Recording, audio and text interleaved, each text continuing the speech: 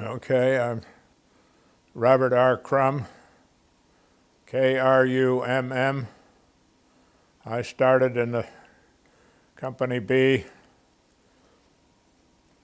and ended up, well, I can't really tell you where I ended up because this is a little new for me here, but How did you come to be in the 10th? Wait, I'm not ready to start Well, here. this is just a word, no, it's just to be in the 10th. because I went to Dartmouth College is why I ended up in this thing. I was not a skier at Dartmouth College. I played football, and I just, when the war came along, I just figured I could do a little better. And I made a lot of friendships in the 10th Mountain.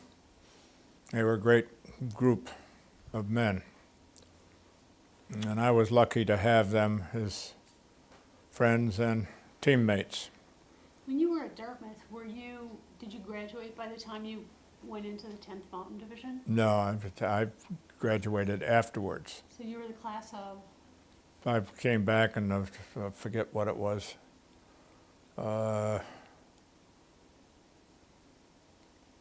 I can't really remember what date. I know when I got out of the Army and all that, but... Did you know Ken McDonald?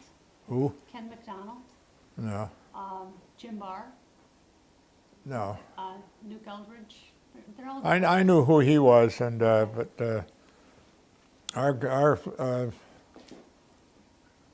You want to add something for Deb?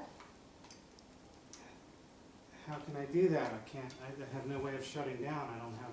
Okay, I know what. I'm ready to Yeah. go. Okay, all set. And should we start with his name and stuff? I already got that. Okay. All right. Well, how about if you tell me a little bit about how you came to be in the 10th?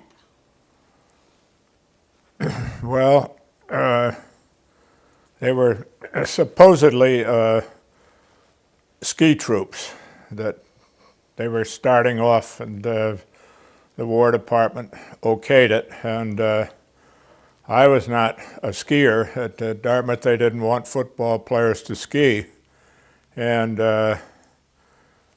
but it seemed to me that having made the decision to get into the Army, I would have to check into what was available, and the ski troops sort of were available. You could get into them, and even though I wasn't a great skier or anything like that, at least I knew how to do it, and I feel very grateful that I was accepted in that, and I'm very happy that I'm here today after what the 10th went through, and because it was a wonderful group of men, just fantastic.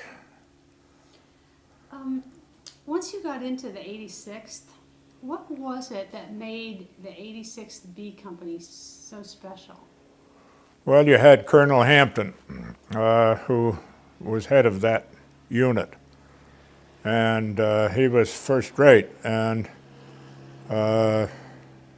after you'd been under his command for a week or a month or however, you found out how good he really was. And he was the one that asked me to go from B Company over to C Company and put that together. And which, if he wanted it done, you did it. And then he also sent me back to Fort Benning for the advanced course, which was very important to me. And Fort Benning was a wonderful school. And that's where the Dartmouth Club of Fort Benning had a cocktail party, and that's how I got to know Thornton Chase, who class of 1917 at Dartmouth and stayed in the Army after World War I. And that's how he made the assignments, and that's how I got assigned to Camp Hale in Colorado. And I feel very fortunate. They were a great group of men, and they're fantastic. some of Colonel Hampton's qualities that made him such a good leader? Hank, you mean? Well, I can't really tell you that. He was a good listener, and he never asked anybody to do anything that he hadn't already done himself, and he just had a great way of getting people to do things, and that they'd probably never done before. He was a great leader, a real fine man. Would you say he was inspirational? Well, and he didn't get out and, blow the horns or anything like that, but everybody knew if Hank had given an order and wanted something done, you darn well better do it and do it right, and if you wanted to be part of his team, and that was the important thing. And it's one of the things you really can't say too much for. He was terrific. And that thing after the war, when he was at Korea and he was killed there, that was just, I don't think I'll ever get over that, because he didn't have to go there, but he'd stayed in the Army. And he was just one great guy, period. Hey, Abby, move to your left a little bit. You're impinging. I'm impinging. Okay, fine. Hey, Bill, would I be smart to close the door so when the airplane comes by, we wouldn't hear engine noise? Oh, you could. Okay, Yeah. thanks. Even if it's one of ours, Yes. there's a limit to how much I want to hear. Go. Was Hank your mentor in very many ways? What? Was Hank your mentor in many ways? Yeah, in many ways he was, sure. In other ways he wasn't. And but he was a great team player. And team players are what you need in the Army. And he was one of the best. And the people above him recognized him for what he could do, and the people that, like myself, that were getting to know him, he knew what he was doing, and he made a great team player out of everybody. Very unique man, damn good one. How exactly did he make a cohesive unit out of people from so many, disparate backgrounds and people coming in as replacements? Well, I don't know when he came into the Army,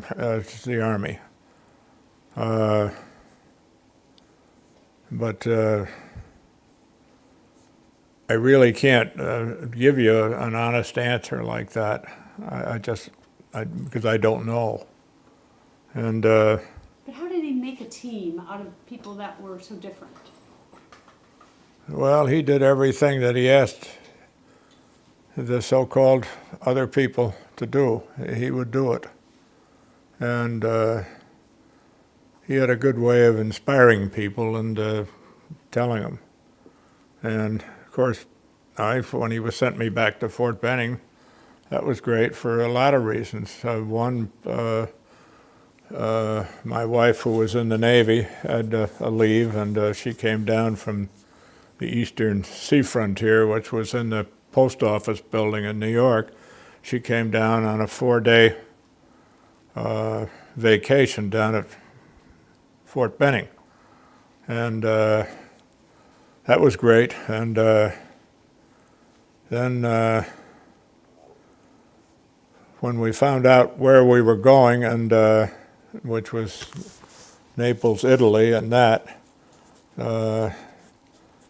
Hank picked up a perk. He knew how to get the team working, and I guess we went over to Italy on the Argentina or some boat by that name, and when we got over there, Hank again started to show his leadership abilities, and I just can't say enough about him because he did a lot of wonderful, nice things.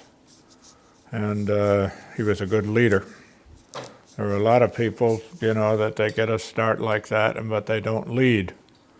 They just want to get it over with, and he was just a good guy to put together a team. And that's, I can't emphasize that enough. He didn't play favorites or anything.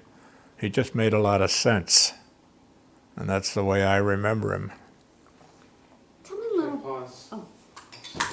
Still missing. I got there. There we go. Remember, you're on mic. Okay. All right. Okay. Ready? You're a great team, I'll tell you that. Life is a team sport. I'm Right. telling you, it is. Tell me a little bit about the background, about how you and Hank worked together to create the order for the whole Riva Ridge operation. What did it take to get that order done? Teamwork with people like Wilson Ware, the battalion S2, and we didn't go out and walk as 3 people together or 2 people together, but there were numerous little walks and things like that where there'd just be the 2 of us. And he knew what he was looking for, and that's what we concentrated on with the binoculars and other things like that. And it wasn't just Hank and myself, because there were a lot of people like Wilson Ware and other people who just fitted in. They knew what was happening. They knew where the Germans were, more or less. And they knew what was coming up. And when you know something is coming up like that, that can be very important. You pay strict attention. And Hank had a way of doing that with people. In other words, if Hank, you tell him that Hank wants us to look over here and concentrate on this ridge or something like that. And if we knew Hank wanted that, I mean, we worked extra hard to get it.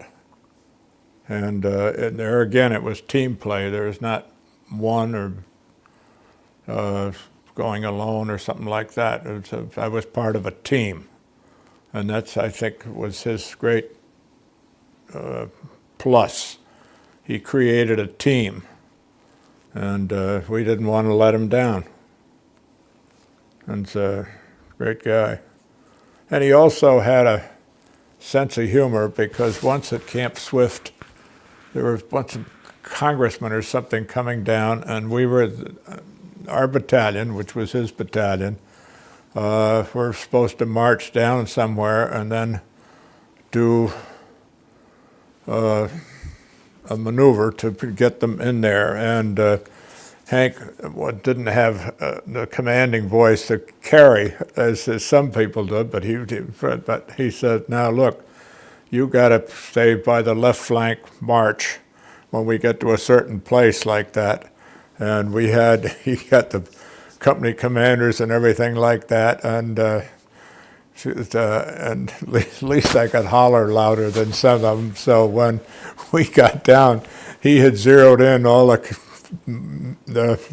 people who were leading companies and all that, and he said, when Bob turns aside and said, "By the left flank, march," or something like that. So that you know, it's not all that important or anything, but I could say it louder than Hank. And after we all got that maneuver and through, he went by me and he gave me a pat on the butt and he said, "Nice going, Bob." And really, I didn't do much at all. The company commanders were the ones that did it, and but somebody had to yell. And Hank was a great guy. He just something. So he had you identified as a loudmouth. No, he wasn't. No, you No. were able to project for him. Yeah, something like that. How many weeks did the team plan the Riva Ridge operation? I can't give you an exact number of days or weeks or something like that, but it didn't happen over a weekend. I mean, we knew when we were given the mission to get that thing, something like that, then people started to work harder and more often, and but it's hard to tell you exactly how many days we were started. And, but it was more than a weekend. And there again, Hank and Wilson Ware and the company commanders all did a first-rate job. It was great team play. Talk a little bit more about what Lieutenant Ware did in terms of what are the kinds of things he did in preparation for the River Ridge operation? Who, Hank? Wilson Ware, Lieutenant Ware. Well, he was the intelligence thing and like that, and he was very good at it. And some guys are naturals at what he did so well, and he was one of them. And because there were certain things that he could do that I couldn't, and vice versa. But we were part of a team, and that's the way we worked. And Wilson was a terrific guy. Now he was no longer with us, and somebody, if you miss somebody, and I miss him, he lived in Middlebury, Connecticut, and a great guy.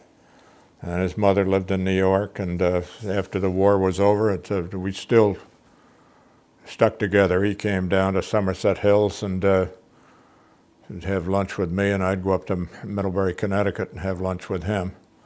And that went on for a number of years, and then he pooped out, and it's too bad. He was a great guy. What sort of things go into planning River Ridge? What? What sort of jobs or tasks go into planning it? Well, you've got to know on that sheet that I gave you, there's each company commander and their platoon leaders and that knew their men very well and who could do what, fire a weapon or something, or look through the binoculars to something like that.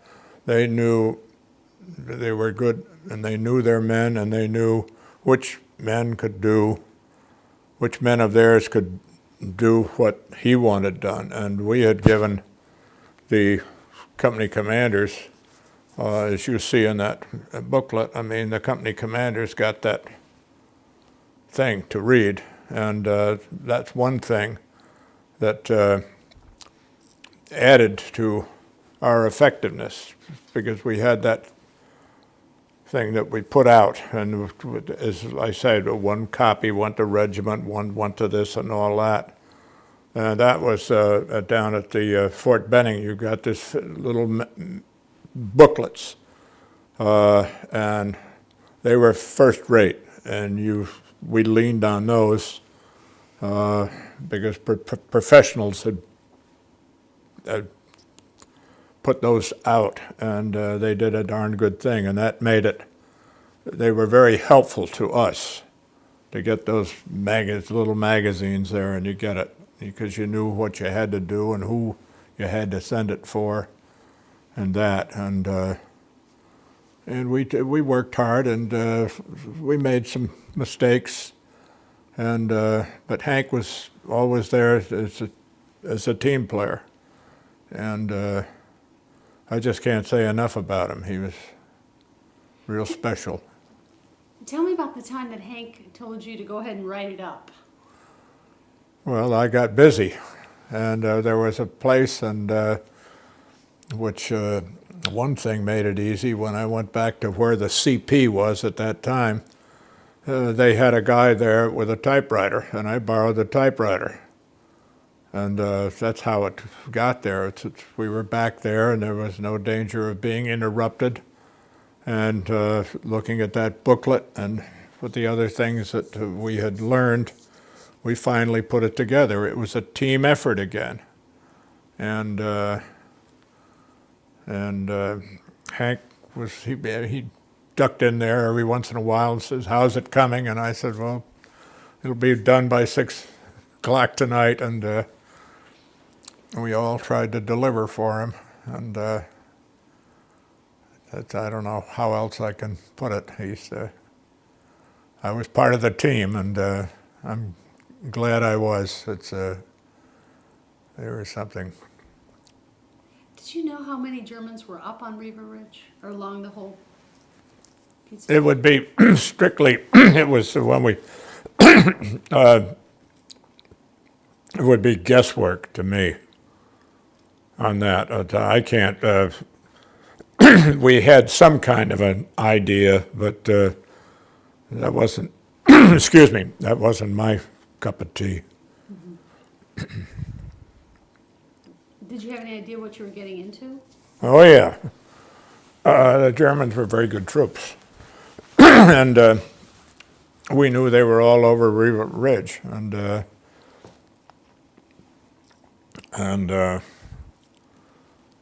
were several things going on at that time. You had Anzio, and you had the Polish group took Casino, and they were good soldiers and darn good fighters.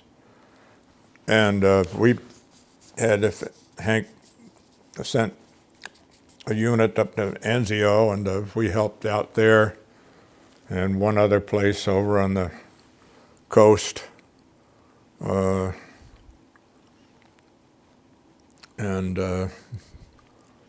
Again, he knew who to send and what to do, and again, I can't say it enough, that teamwork was the thing. There were nobody out there with a spear or something like that leading a charge. I just was happy. When we took Riva Ridge, I mean, we had a good flank protection from one of the other companies, Lieutenant Rideout, or Captain Rideout. He was on our left flank, and we were protected there, and other things. Then there were some Brazilian troops that were very helpful at one time, and but Hank was a guy who could put all that stuff together. Other people, ones later on, couldn't do what Hank did after he'd been hit, and anyway, like that. Did you have any sense that the Riva Ridge operation was, how remarkable it was in terms of taking an objective that was so difficult? Oh yeah, I mean, you know, we'd had enough climbing in the mountains in the Camp Hale, Colorado to know what it took to go up a very different parts of terrain. I mean, sometimes every once in a while you'd get something where it was a piece of cake, but then other times you'd run into something where you were darn lucky to get 10 feet up in the air or something like that. But we tried to reconnoiter and get through, and Did you feel intimidated at all because other actions had taken Belvedere before and lost it? well, no, I don't know whether anybody had taken it and lost it. I mean, as far as I was concerned when we got there, that we were the first ones to be assigned that as a mission, and so we tried to do our best, and as I said again, it's a team effort. Well, there were no big hotshots carrying a spear, you know. It was, anyway. Tell me a little bit about the sand table model that was down in 86 HQ. Well, Wilson Ware did that, and Can we just pause for just a second, please? yeah. Jeez. Okay. You okay? Yeah. Can you move back over this way a little bit?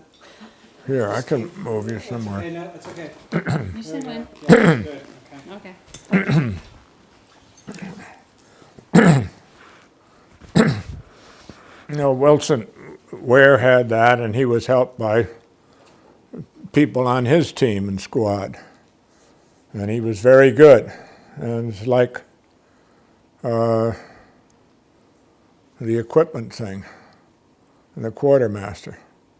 You know, and he was terrific. And his name, you know his name as well as I do, Hank. And he was a first-rate quartermaster, and he's been very good at keeping the tents together after the war was over and all that. What function did the sand table serve? Well, you're hoping that's what you'll see when you get up on the place you're supposed to be going. And you have to take a look at it and say, well, if this is things, here's a gully here and it looks deep and something like that. And Wilson's group, looking into all these things, they all fed it into this sand table thing. And the attacking troops all went through and looked at that sand table to see where they might be and what the terrain might be. But again, I say it's team effort all the way through.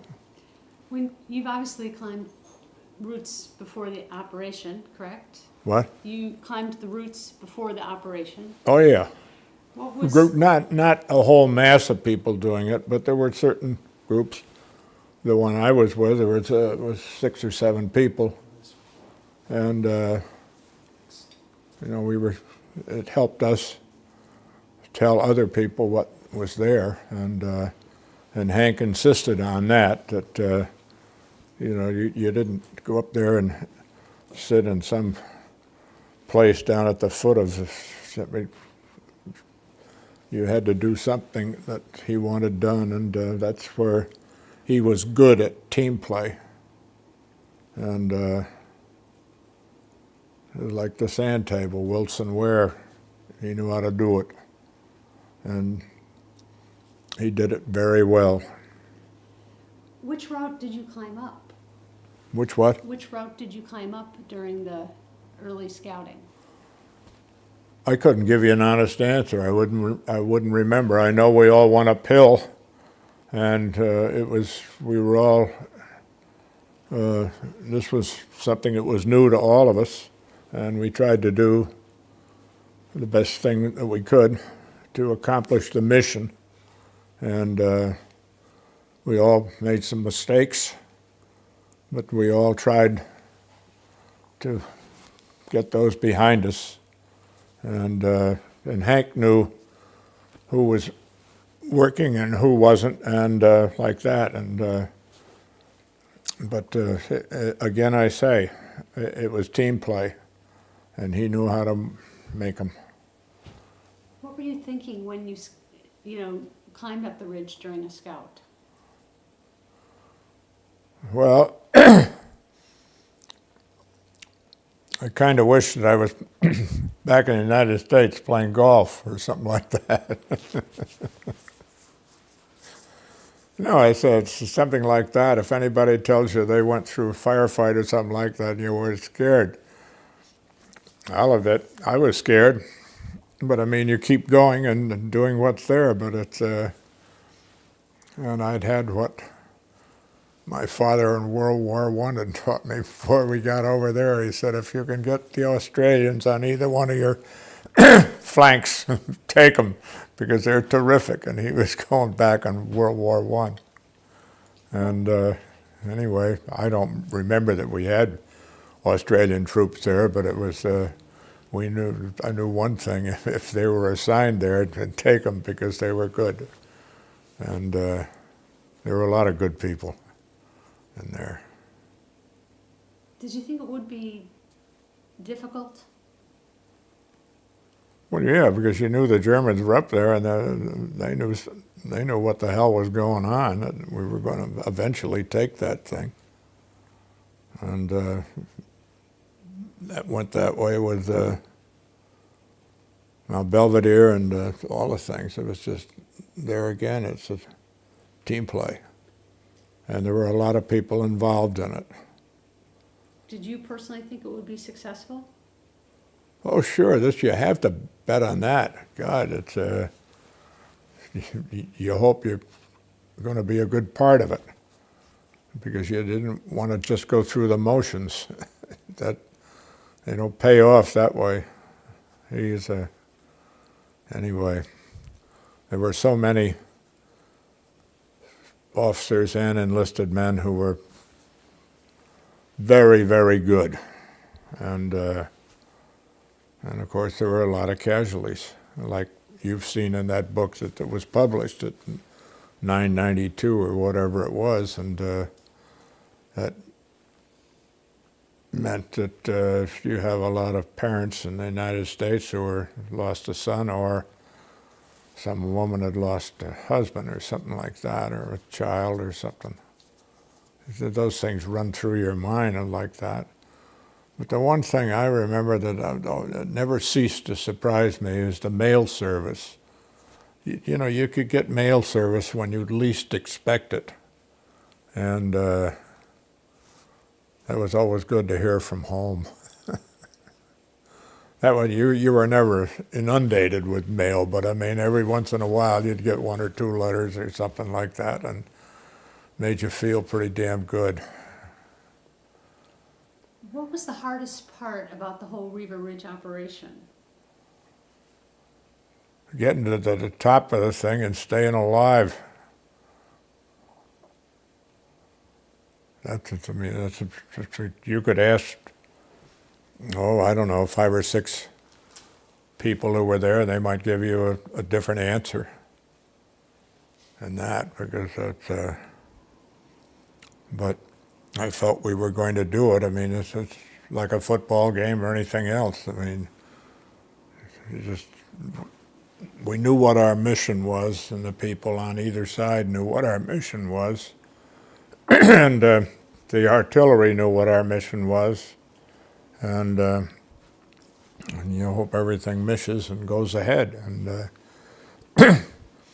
and Hank had done a great job of telling people what he wanted and putting people in the place he thought they could do the best job.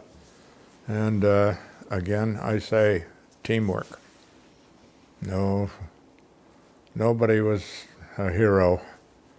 Well, that's probably wrong. There probably were some heroes, but you couldn't see, how many men you had, but you didn't see it because that was a pretty big piece of real estate. And everybody had their slot that they were expected to do, and anyway, I'm just proud to be part of it, and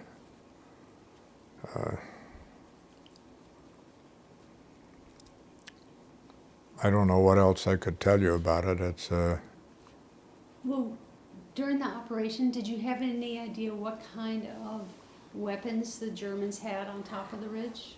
Yeah, well, we knew quite a bit about that because there had been other things. People had seen the Germans somewhere out like that, and then they knew basically what their weapons were. How about their concentration of strength along the ridge?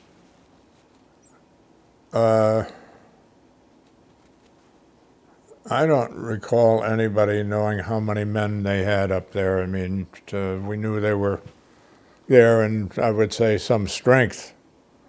And because it was the brass of the 10th Mountain Division wanted it taken, and the Germans were good. They obviously were looking down the ridges, and they knew where to dig in and where not to. They were very good soldiers. And where were you during the Riva Ridge operation? with Hank Hampton at a temporary CP command post. We had to have that, and that's where information flowed up to us, and we sent stuff down like that. And it wasn't it wasn't a pipe, but I mean, there's the temporary command post. It changed frequently, and the next place you'd put it was where Hank wanted it, or regiment wanted it. And so you went down to position X, and people like myself, they didn't make the decision, okay, we're going to change CPs. I mean, that was done by regiment or Hank, and as far as the battalion goes, we're going to change this and all that. But they did a wonderful job of keeping us posted, like saying, hey, it's tomorrow, something day like this, we're going to move the CP before it gets too light or something like that. And I can't honestly give you a complete answer on that, because it's, point one, I don't remember everything like that, but I remember a lot of good things that we did do, and on moving CPs and getting things done. And there were a lot of soldiers who were in the front part of this work about getting the Germans out of there. There were a lot of first-rate privates, corporals, everything, but they did a job. And God bless them all, I'll tell you that. I mean, it's nobody was, you can't say that if somebody was here or that, they were under greater danger than anybody else. I mean, you didn't have time to figure that one out anyway. You just tried to do the best you could. You knew what your mission was, you knew what you were supposed to do, and you tried to do it. And sometimes it worked beautifully, other times it didn't work, so you had other things to do. And but I just am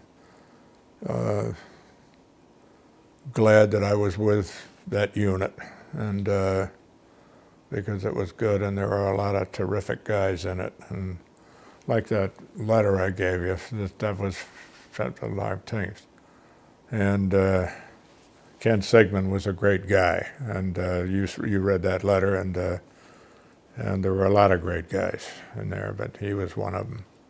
Do you think 86B was special? What? Do you think 86B was special? Well, yeah, as a sense, because it was I think, because when you got there, that was the first place you were put. I mean, you didn't go out there and